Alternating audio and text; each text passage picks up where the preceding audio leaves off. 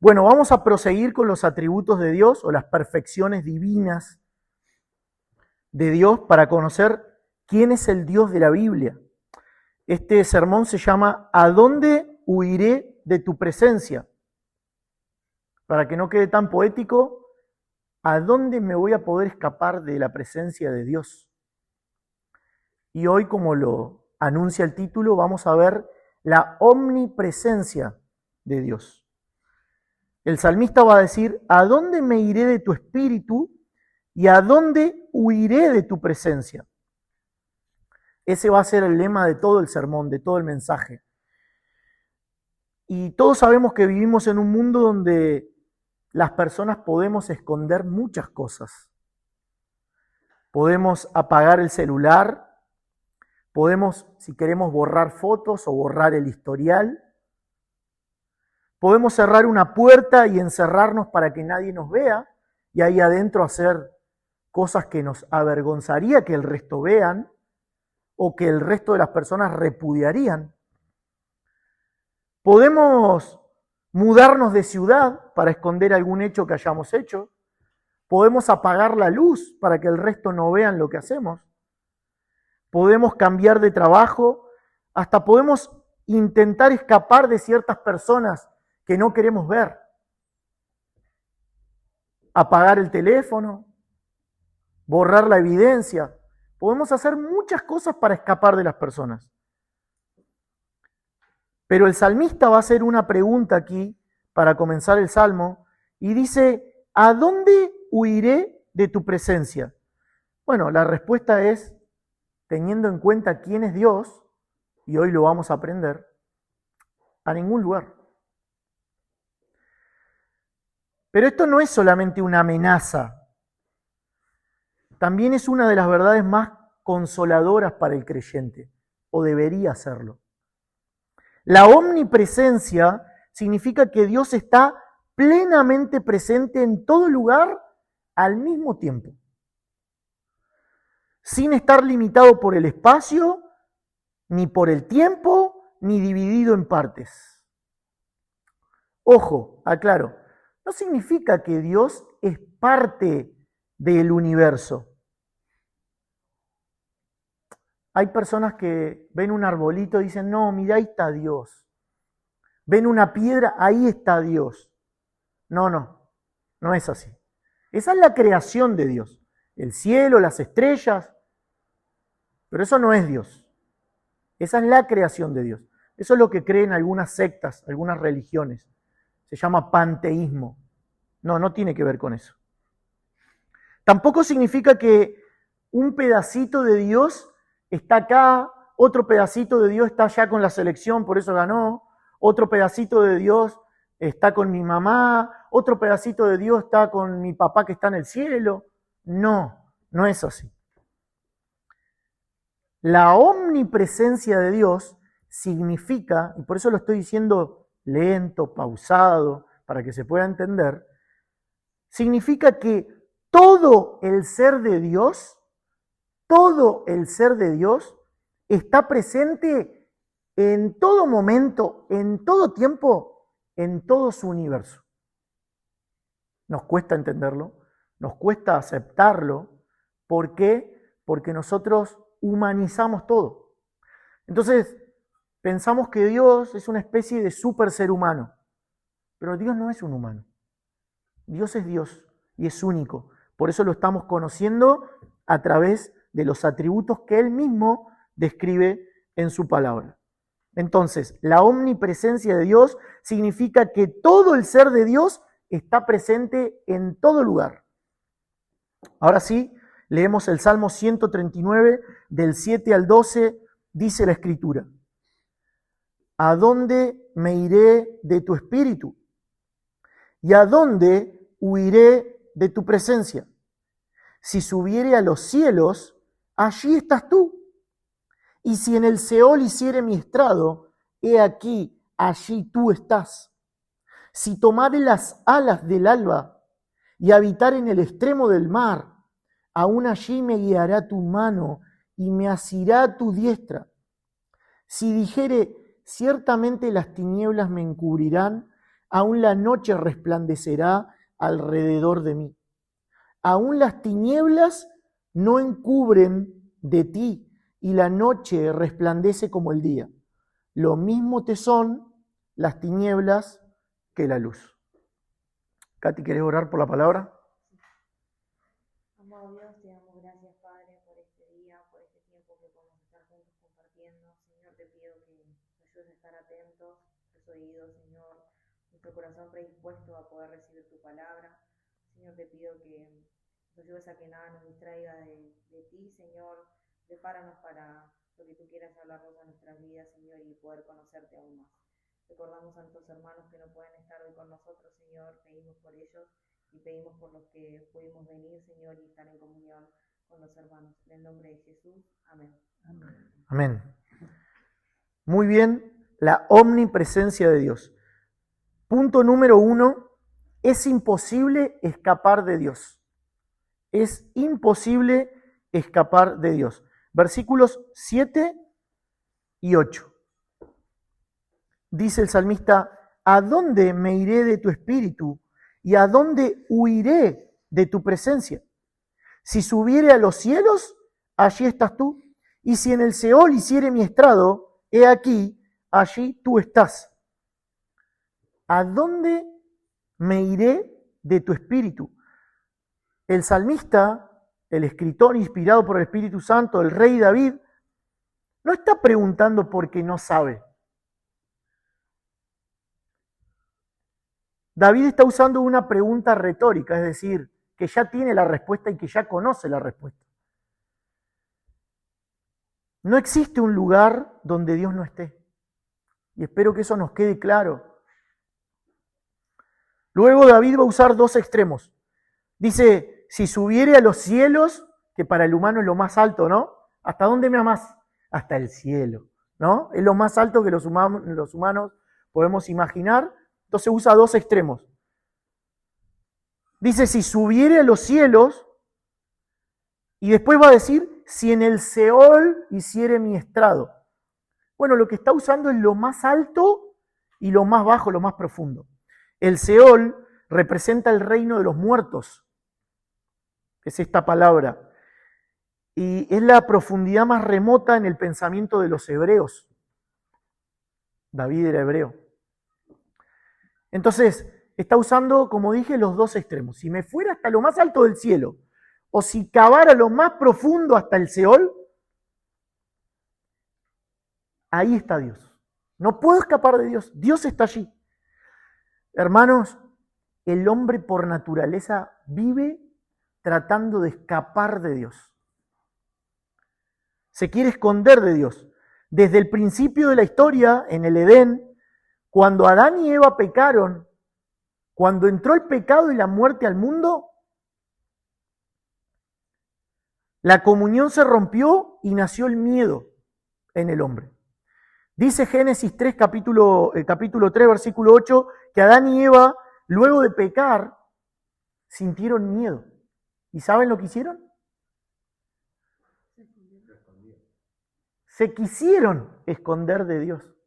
Dice Génesis 3, 8, Adán y Eva escucharon la voz de Dios y se escondieron de su presencia entre los árboles del huerto. Esto es una soncera, es algo insólito. Andaban con Dios, paseaban con Dios, conocían a Dios, tenían intimidad con Dios, sabían todo de Él, pero luego de que pecaron, como unos niños escondidos atrás de la cortina que se le ve de la rodilla para abajo, pensaron que se podían esconder de Dios. ¡Qué necedad!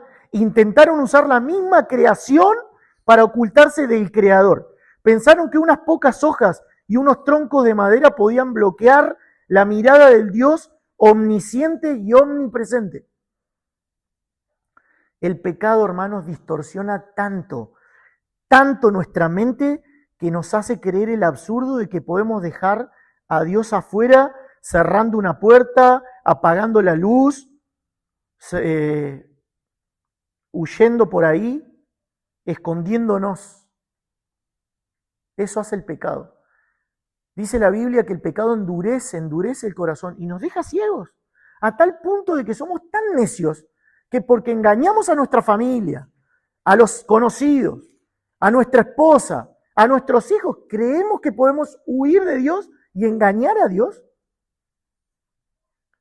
Qué necios que somos. Adán y Eva se quisieron esconder de Dios. Caín mató a su hermano ahí en Génesis capítulo 4 y creyó que podía escapar. Dice Génesis 4:14, he aquí, me echas hoy de la tierra y de tu presencia me esconderé y seré errante y extranjero en la tierra. Un necio.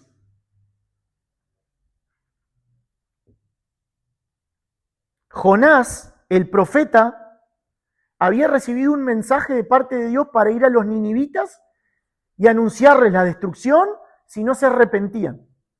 ¿Saben lo que hizo Jonás? No quiero, Señor. No voy a hacer lo que me pides. Así que fue al puerto y agarró un barco que iba geográficamente al lugar opuesto de donde tenía que ir. Él tenía que ir hacia un punto geográfico, al norte, vamos a ponerle, a Nínive. Y se tomó un barco hacia Tarsis. Quiso huir de Dios, escapar de la presencia de Dios. Bueno, esa es otra linda historia que la vamos a estudiar. En medio del océano, la presencia de Dios diciendo, pero, profeta Jonás, ¿no sabés quién soy yo? El Dios Todopoderoso, ¿y vos creés que podés escapar de mí? Adán y Eva, Caín, Jonás, vos y yo, hermanos. ¿Y saben cuál es el punto de referencia? Algo que todos ellos y nosotros compartimos.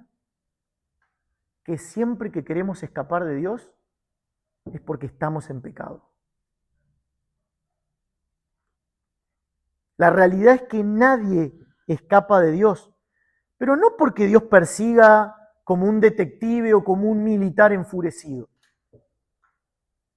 sino porque Dios llena los cielos y la tierra, porque de Jehová es la tierra y su plenitud, el mundo y los que en él habitan. Dice Jeremías 23 y 24, no lo busquen, escúchenlo nomás. Está preguntando, está hablando Jehová y se hace preguntas retóricas. ¿Soy yo Dios de cerca solamente, dice Jehová, y no Dios desde lo lejos? ¿Se ocultará alguno, dice Jehová, en escondrijos que yo no lo vea? ¿No lleno yo, dice Jehová, el cielo y la tierra? ¿Por qué me están tomando, dice Jehová? ¿Acaso no saben esto de mí? Saben, hermanos, nos parecemos mucho a las culturas bárbaras o paganas, que ellos creían en deidades locales, como bueno, tengo un Dios para la tierra, así que si yo me voy al mar, el Dios de la tierra no tiene influencia.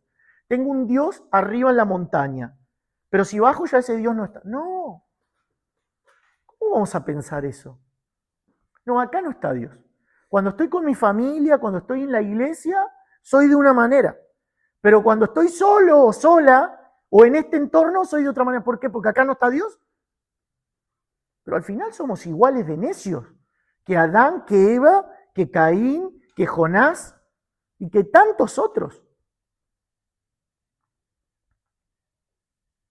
Dios es Dios del universo y gobierna cada centímetro cuadrado de su mundo. Él está. Entonces, punto número 1, dijimos que es imposible escapar de Dios. Punto número 2, Dios está presente aún donde nadie más puede acompañarnos. Versículos 9 y 10. Si tomare las alas del alba y habitare en el extremo del mar, aún allí me guiará tu mano y me asirá tu diestra. David ahora imagina viajar. Dice, si tomara las alas del alba. Bueno, es una forma poética de decir cuando sale el sol. ¿Vieron cuando sale la luz al amanecer? Básicamente es la velocidad de la luz cuando amanece. Dice, y habitar en el extremo del mar. Bueno, para un israelita era el lugar más lejano posible. Los israelitas no eran muy buenos navegantes, no eran muy buenos marinos. Entonces, lo que está queriendo decir es, si me fuera de un extremo al otro, a lo más lejano. ¿Y qué encuentra allí? Dice, aún allí me guiará tu mano. Aún allí me guiará tu mano. Y observen que ya no habla solamente de la presencia de Dios. Ahora hay una intimidad, ahora hay un cuidado, porque está diciendo, me guiará tu mano. No tu mano va a estar ahí. Ahora no solamente asume que la mano de Dios está ahí, también el salmista está asumiendo que Dios tiene un cuidado sobre él. Aún allí me guiará tu mano. Ahora habla de un cuidado. La omnipresencia de Dios no es solamente una doctrina, no es solamente una enseñanza, no es solo información. Ah, qué bueno, qué lindo que Dios está, todo su ser, en cada centímetro cuadrado de su universo. No, no es solamente esto. Es un consuelo, hermanos. Saber que el Dios todopoderoso, santo, justo, Dios de amor y misericordia, está ahí. Hay creyentes que sienten que Dios está lejos, casi como que se ha olvidado de ellos. Pero las emociones, mejor dicho, tus emociones, no definen la realidad. Aunque no lo sientas, aunque en este momento quizá no lo puedas entender o no lo puedas ver, Dios sigue estando allí. Cuando llorás, cuando pasás angustias, cuando te diagnosticaron una enfermedad, cuando perdés un trabajo, cuando tenés problemas, cuando enterrás a un ser querido, cuando te va mal en el colegio, cuando tenés problemas con tu familia, cuando nadie entiende tu dolor, Dios está ahí y nunca abandona a sus hijos. Jesús mismo prometió, he aquí, yo estoy con vosotros todos los días. ¿Hasta cuándo? Hasta el fin del mundo. El mismo Dios omnipresente del Antiguo Testamento es el Cristo encarnado que camina al lado de su iglesia, de cada uno de sus hijos. Dios es el mismo de ayer, de hoy y por los siglos. Número 3. Ni las tinieblas pueden ocultarnos de Dios. Versículos 11 y 12. Si dijere, ciertamente las tinieblas me encubrirán, aún la noche resplandecerá alrededor de mí. Aún las tinieblas no encubren de ti, y la noche resplandece como el día. Lo mismo te son las tinieblas que la luz. David ahora va a cambiar radicalmente la escena. Ya no habla de distancia, como venía hablando al principio, de extremos de distancia. Ahora habla de oscuridad y de luz. Dice, si dijere, ciertamente las tinieblas me encubrirán. Bueno, para el ser humano, la oscuridad es un escondite moral.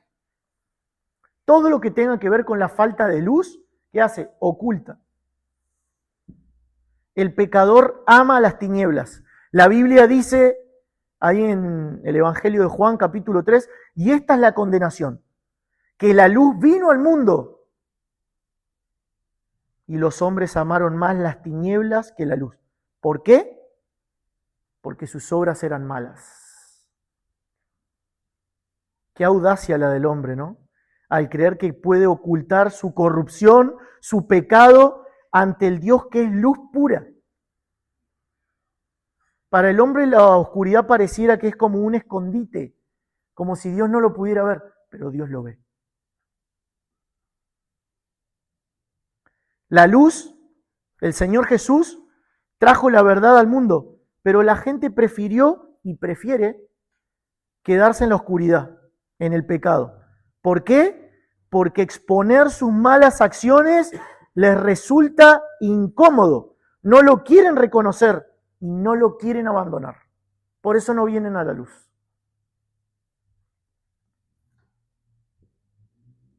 Aún las tinieblas no encubren de ti, dice el salmista.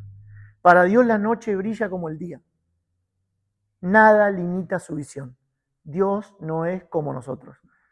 Dice otro salmo, ¿acaso pensabas que yo sería como tú? Yo, si apagan la luz y alguien hace algo indecente o me hace algo en contra mía, no lo veo, pero Dios sí lo ve. Él está ahí. Nada limita la visión de Dios. Nada lo entorpece. Bueno, ¿qué aprendemos de este salmo maravilloso?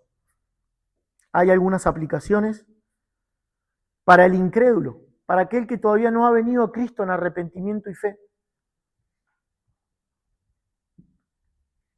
No existe pecado secreto, no existe doble vida, no existe habitación cerrada, no existe un historial que puedas borrar, no existe una conversación privada. Todo ocurre delante del Dios Santo. Él está ahí, Él está sobre tus hombros. El libro de Hebreos, capítulo 4, versículo 13 dice, y no hay cosa creada que no sea manifiesta en su presencia. Antes bien, todas las cosas están desnudas y abiertas a los ojos de aquel a quien tenemos que dar cuenta. Un día vas a morir. Y luego de morir vas a enfrentarte a un Dios santo y justo. Y vas a tener que dar cuenta de cada acto, de cada palabra, de cada pensamiento, de cada actitud, de cada motivación. No hay nada que se le escape a Dios. ¿Estás listo para partir delante de un Dios santo y justo? Esto debería producir temor. Para ti, creyente, no existe sufrimiento oculto. No existe una lágrima ignorada por Dios. No existe una oración perdida que no llegó a su trono. No existe noche donde Dios haya dejado de acompañarte. Él estuvo en el horno con los amigos de Daniel. Él estuvo en el foso con los leones también. Él estuvo con José en la cárcel. Estuvo con Pedro cuando era encarcelado y golpeado. Estuvo con Pablo en todos sus sufrimientos, en todas sus prisiones. Y está con nosotros en cada angustia, en cada problema, en los estudios, en los exámenes, con nuestros enemigos. Él prometió estar con nosotros y Él no es hombre para mentir. Alguien podría preguntarme, si Dios está en todas partes, ¿también está en el infierno? Esa es la peor noticia para el pecador, que Dios va a estar en el infierno. Que toda la ira que cayó sobre Cristo va a hacerla caer eternamente sobre aquellos que no se arrepientan y pongan su fe en Cristo ahora, antes de morir, en esta tierra. Este es el tiempo. Dios va a estar en el infierno no con su presencia de bendición, sino con su presencia de justicia. Dios sostiene toda la creación. Nada puede existir separado de Él. Por eso el infierno es precisamente el lugar donde los hombres experimentan únicamente la ira de Dios justa y jamás van a poder alcanzar el consuelo de tener a Dios de su lado. Eso es el infierno. Y de esto se desprende otra pregunta. Si Dios está en todas partes, ¿cómo puede un pecador acercarse a Él? La respuesta es el Señor Jesucristo. En la cruz ocurrió algo extraordinario. Jesús clamó, dice, Ila, Ila, lema sabactani, dijo, Dios mío, ¿por qué me has abandonado? ¿Por qué me has desamparado? Gritó.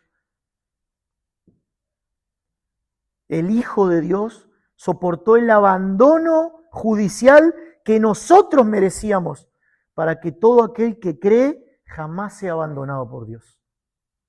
Tremendo. el Hijo de Dios soportó ese abandono que nosotros merecemos. Por eso Romanos 8 termina diciendo, nada podrá separarnos del amor de Dios, ni la muerte, ni la vida, ni principados, ni potestades, ni lo presente, ni lo futuro, nada. Porque Cristo abrió el camino hacia la presencia del Padre. La omnipresencia de Dios tiene que producir dos reacciones. Para aquellos que aún viven en rebeldía, es una advertencia solemne y urgente. Nunca vas a poder esconderte de Dios. Arrepiéntete y ven a Cristo. Al que a mí viene no le echo fuera, dijo el Señor Jesús. Pero debes pedirle que te dé arrepentimiento genuino. Dejar de abrazar tu pecado y abrazar la cruz. Para aquellos quienes han confiado en Cristo, la omnipresencia de Dios es uno de los mayores consuelos que puede haber. Nunca estarás solo. Dios está contigo. Nunca serás abandonado. Nunca enfrentarás una prueba sin que Dios esté presente, sosteniendo, confortando, consolando, levantando. Es maravilloso, hermanos. Qué ingratos que somos la mayoría del tiempo, ¿no? Vivimos como si Dios no estuviera con nosotros. Para terminar, quiero hacerles 4 preguntas. Y oro que el Señor las use en cada corazón. 1. ¿Estoy viviendo como si pudiera esconder algo delante de Dios? 2. ¿Descansa mi corazón en la promesa de que Dios nunca abandona a sus hijos? ¿Lo creo realmente? 3. ¿Hay algún pecado oculto que necesito confesar delante de aquel que todo lo ve y cuya presencia llena los cielos y la tierra? 4. Si hoy me muero y estuviera para siempre en la presencia de Dios, ¿sería recibido por la justicia de Cristo o enfrentaría su juicio por mis propios pecados? Hermanos y amigos, no existe un lugar donde puedas escapar de la presencia de Dios. La gran pregunta es si esa presencia será para tu condenación o para tu gozo eterno. Esa diferencia la determina únicamente la relación que tengas con Jesucristo hoy. ¿Tienes una relación con Cristo? ¿Tú le conoces? ¿Él te conoce a ti? Háganse esa pregunta, que Dios nos ayude. Padre, te damos gracias por tu palabra, Señor. Yo te ruego que tú la uses en cada corazón. Tu palabra es viva, eficaz.